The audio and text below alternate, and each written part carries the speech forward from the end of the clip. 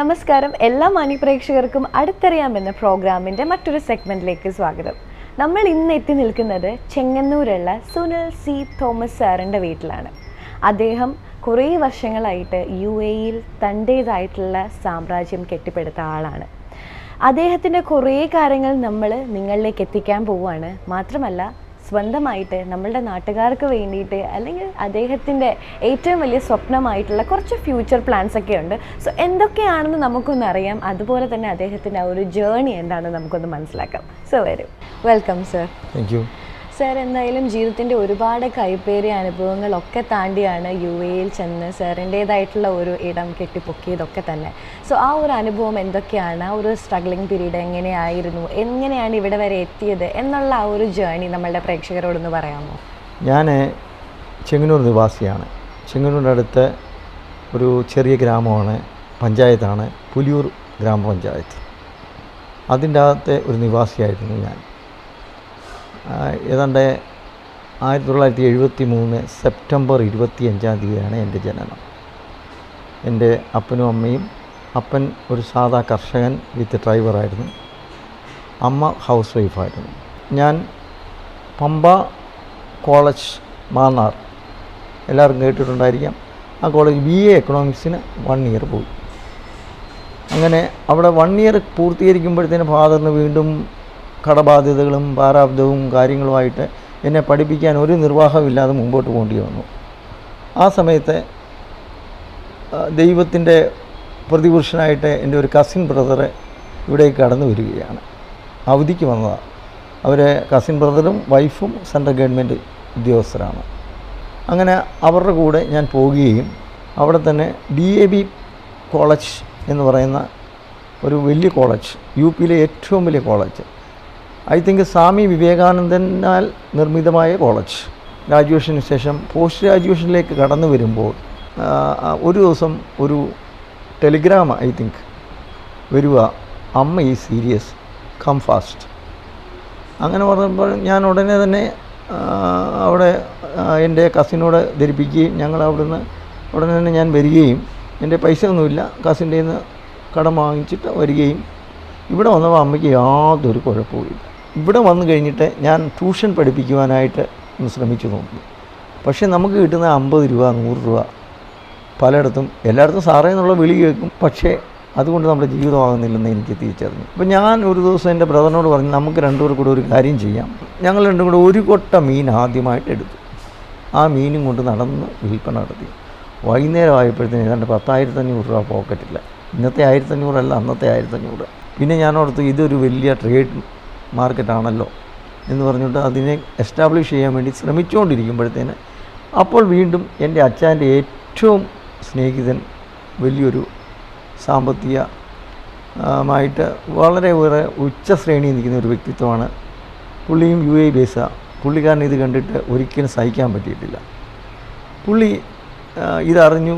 2 ദിവസത്തിനകം എനിക്കൊരു വീസ കൊണ്ട് വന്നിട്ട് എൻ്റെ അമ്മച്ചി എന്ന് പറഞ്ഞാൽ അദ്ദേഹത്തിൻ്റെ അമ്മയുടെ കയ്യിൽ കൊടുക്കുകയും എന്നെ വിളിച്ച് ശകാരിക്കുകയും ഇന്ന് തന്നെ കയറിപ്പോകാൻ പറയുകയും ചെയ്തു. അങ്ങനെ 1996 ഞാൻ UAEയിലേക്ക് കടന്നുപോയി. ആദ്യമൊക്കെ അക്കൗണ്ട് അസിസ്റ്റൻ്റ് എന്നുള്ള പോസ്റ്റിലേക്കായിരുന്നു എന്നെ കൊണ്ടുപോയത്. അന്ന് എൻ്റെ ഒരു സുഹൃത്ത് എൻ്റെ കമ്പനിയിൽ നിന്ന് പ്രിൻ്റ് ചെയ്ത വകയിൽ ഒരു 65,000 രൂപ തരാനുണ്ടായിരുന്നു. തൃശ്ശൂരുകാരനായിരുന്നു. പുള്ളി പറഞ്ഞു, സുനിൽ ഭായി, എൻ്റെ ആകെ കുറച്ച് മിഷനറി ഉണ്ട്, അത് നീ വേണമെങ്കിൽ എടുത്തു. ഞാൻ എൻ്റെ മുതലാളിയോട് ചോദിച്ചു. മുതലാളി പറഞ്ഞു, ഞാൻ ഇതുകൊണ്ട് എന്ത് ചെയ്യാൻ പറ്റും, നീ എനിക്ക് പൈസ തരുക. അങ്ങനെ ഞാൻ എല്ലാ മാസവും മുതലാളിക്ക് ഈ പൈസ ഷെയർ ചെയ്ത് കൊടുത്തു. എൻ്റെ സാലറിയിൽ നിന്ന് കട്ട് ചെയ്ത് 50% സാലറിയിൽ നിന്ന് ഇങ്ങനെ സാലറിയിൽ നിന്ന് കട്ട് ചെയ്ത് കൊടുത്തു. ഈ സാധനം കൊണ്ടുവന്നിട്ട് വേറെ എൻ്റെ ഒരു സുഹൃത്ത്, ഷാർജയിലുള്ള എൻ്റെ ഒരു സുഹൃത്തിൻ്റെ ഗോഡൗണിൽ കൊണ്ടുവന്ന് ചുമ്മാതിട്ടു. പക്ഷേ അന്ന് എനിക്ക് ഇതിനെക്കുറിച്ച് പിന്നെ ഞാൻ സ്റ്റഡി ചെയ്ത് ഇതുകൊണ്ട് എന്ത് ചെയ്യാൻ പറ്റും, നമുക്ക് എന്ത് ചെയ്യാൻ പറ്റും. പക്ഷേ അതായിരുന്നു ഷാർജയിലെ ആദ്യത്തെ ഡിജിറ്റൽ യൂണിറ്റ് എന്ന് പറയുന്നത്. അങ്ങനെയാണ് ഞാൻ ഐഡിയൽ സൺ അല്ലെങ്കിൽ ഐഡിയൽ ഗ്രാഫിക്സ് എന്ന പ്രസ്ഥാനം ഷാർജയിൽ ആരംഭിക്കുന്നത്. അങ്ങനെ ഒരു യൂണിറ്റായി ഐഡിയൽ ഗ്രാഫിക്സ്. സെക്കൻഡ് യൂണിറ്റ്, ഞങ്ങൾക്ക് സപ്പോർട്ടീവായിട്ട് ഞങ്ങൾക്ക് ഒരു പ്രിൻറ്റിംഗ് പ്രസ് വേണം. അൽബാസിൽ പ്രിൻറ്റിംഗ് പ്രസ് LLC എന്ന് പറഞ്ഞൊരു കമ്പനി ഞങ്ങൾ ബൈ ചെയ്തു. അവിടുന്ന് പിന്നെ ഞാൻ വേറെ ഒരു യൂണിറ്റ് തന്നെ തുടങ്ങിയ അൽബസ്മ ഗ്രാഫിക്സ് എന്ന് പറഞ്ഞത്, അത് സെയിം നമ്മുടെ ഐഡിയൽ ഗ്രാഫിക്സിൻ്റെ ഒരു സിസ്റ്റർ കൺസേണ്. അവിടുന്ന് പിന്നെ അൾറോള ഗ്രാഫിക്സ് എന്ന് പറഞ്ഞ ഒരു ഫേമിനെ ഞാൻ, അത് 1970-ലോ 75-ലോ എങ്ങാണ്ടുണ്ടായ രൂപീകരിച്ച ഒരു കമ്പനിയാണ്. ആ ലൈസൻസിൻ്റെ പേര് ഞാൻ പർച്ചേസ് ചെയ്തു, വലിയ എമൗണ്ടൊക്കെ കൊടുത്തു. പക്ഷേ കസ്റ്റമറോ കാര്യങ്ങളോ ഒന്നുമില്ലായിരുന്നു. അങ്ങനെ അൾറോള ഗ്രാഫിക്സ് എന്ന് പറഞ്ഞ ഒരു കമ്പനി ഉണ്ടായി. പിന്നെ അവസാനം ഇത് ഇപ്പം ഞാൻ ഈ കണക്ക് കൂട്ടുന്ന സമയത്ത് നോക്കുമ്പോഴത്തേന് ഏതാണ്ട് 20 മില്യൺസിൻ്റെ ബാധ്യതയാണ്. നമുക്ക് വേറെ ഒരു പാർട്ണറില്ല. ലയബിലിറ്റീസ് ഓരോ ദിവസം പെരുകിക്കൊണ്ടിരിക്കുക.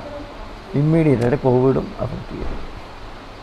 കോവിഡ് കൂടെ വന്നു കഴിഞ്ഞപ്പോഴത്തേന് കംപ്ലീറ്റ് 5 കമ്പനീസ് പൂട്ടിയിട്ടിരിക്കുകയാണ്. അവസാനമായിട്ട് ഞാനിപ്പോൾ ഇങ്ങനെ പ്രശ്നങ്ങളിൽ നിന്ന് കരകയറുമ്പോൾ എനിക്ക് ദുബായ് 2020 ജോബ്സ് കിട്ടുക. ദുബായ് 2020 അറിയാമല്ലോ, വേൾഡിലെ ഏറ്റവും വലിയ ഇതായിരുന്നു, എക്സിബിഷനായിരുന്നു.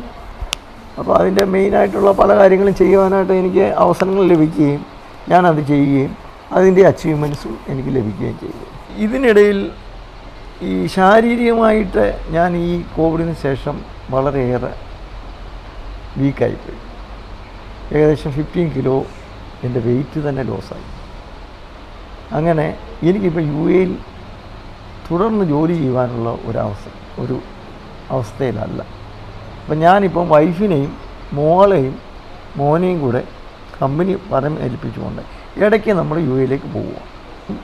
ഇവിടെ നമുക്ക് ചെറുകിട മേഖലയിൽ നല്ല ഗ്രോത്ത് ഉള്ളൊരു സ്ഥലമാണ്. ചെറുകിട വ്യവസായങ്ങൾ നമ്മൾ ലാർജ് സ്കെയിലിൽ തുടങ്ങരുത്.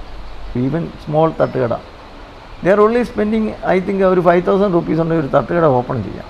പക്ഷെ നല്ലോണം മേഖലത്ത് ചെയ്യുവാണെങ്കിൽ, നല്ലോണം അവിടെ ജോലി ചെയ്യുവാണെങ്കിൽ നമുക്ക് ഒരു ദിവസം വി ക്യാൻ ഏൺ 5,000.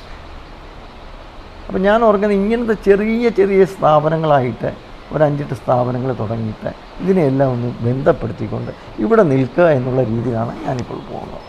അപ്പോൾ എന്തായാലും wishing all the very best. എന്നെയും സാറിൻ്റെ ഫ്യൂച്ചർ പ്ലാൻസിനൊക്കെ വേണ്ടിയിട്ടും ഒത്തിരി ആശംസകൾ നേരുന്നു. എന്തായാലും നമ്മളുടെ കൂടെ ഇത്രയും നേരം ഇരുന്നതിന് താങ്ക് യു സോ മച്ച്.